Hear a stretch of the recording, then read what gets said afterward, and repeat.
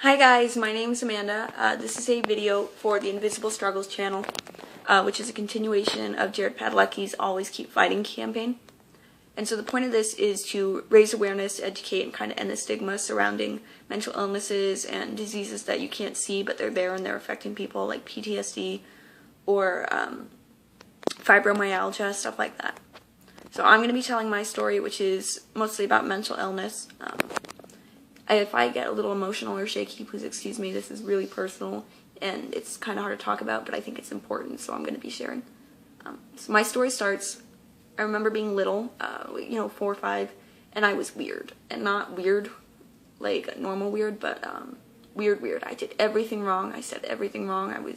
I couldn't function. People thought I was weird. My parents didn't know how to handle me. They didn't know what was up with me, basically, and so I remember going into school and I was diagnosed with ADHD, and they put me on medication and things got better. I was able to function a little better, but I still felt wrong. I still felt weird. I still felt like there was something wrong, always. And I was paranoid. I felt like I wasn't loved. I wasn't worthy of love. I felt like I did everything wrong and that I made everyone's lives harder. And that's really hard to deal with when you're like 10 years old.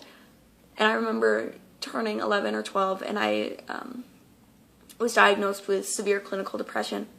And I remember being really, really relieved because you go your whole life with this horrible feeling like something's wrong, and then there's an explanation for it.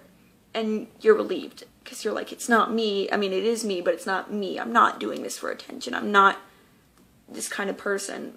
This is a disease that's doing it. And I remember being really relieved, and I tried talking to people about it, and they would tell me, you're not actually depressed, you're doing this for attention, you're doing this because you're selfish, whatever you're doing, it's a gig, like it's a little shtick you're doing.